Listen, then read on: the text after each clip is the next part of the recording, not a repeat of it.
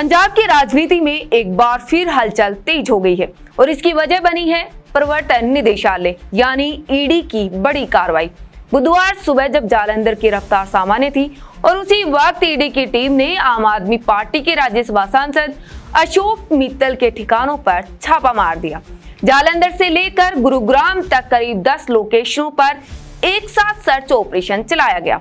ये कार्रवाई foreign exchange management act यानी फेमा के तहत की जा रही है, जहां जांच एजेंसी कथित विदेशी लेन देन और आय के स्रोतों को खंगाल रही है। मित्तल के घर के साथ साथ उनके बेटे और उनसे जुड़े संस्थानों को भी जांच के दायरे में लिया गया है। जांच की आंच जालंधर के मशहूर संस्थान लवली प्रोफेशनल यूनिवर्सिटी तक पहुंच गई है। साथ ही गुरुग्राम स्थित टेटर कॉलेज ऑफ बिजनेस और masters school of union business में भी तलाशी ली गई। दिलचस्प बात यह है, हाल ही में आम आदमी पार्टी ने राघव चड्ढा को हटाकर अशोक मित्तल को राज्यसभा में डिप्टी लीडर बनाया था और अब इस नई जिम्मेदारी के कुछ ही दिनों बाद ये कार्रवाई सियासी सवाल खड़े कर रही है।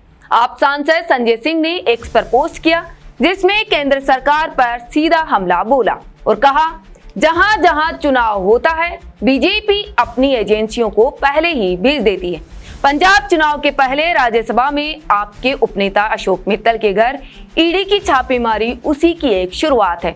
इस खेल से कोई फायदा नहीं, पंजाब में बुरी तरह हारेगी बीजेपी और ये कार्रवाई राजनीतिक साजिश का हिस्सा है।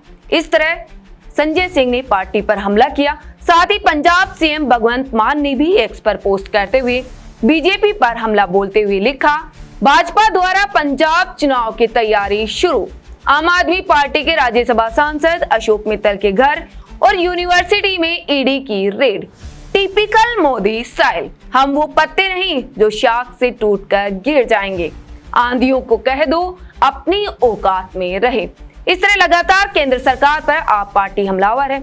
इधर राघव चड्ढा हाल के दिनों में लगातार सुर्खियों में रहे, चाहे संसद में उनके तीखे बयान हो या फिर राष्ट्रीय राजनीति में उनकी सक्रियता। ऐसे पार्टी के अंदर नेतृत्व में बदलाव और उसके तुरंत बाद ईडी की रेड कई सवाल खड़े कर रही है।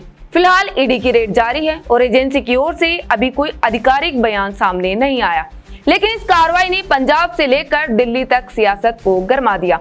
अब देखना होगा ये मामला सिर्फ जांच तक सीमित रहता है या फिर आने वाले दिनों में ये सियासी तूफान और तेज होता है। ईडी की कार्रवाई पर आपका क्या कुछ सोचना है, कमेंट में जरूर बताइए। मैं आपके साथ सोनू ढाका, नमस्कार।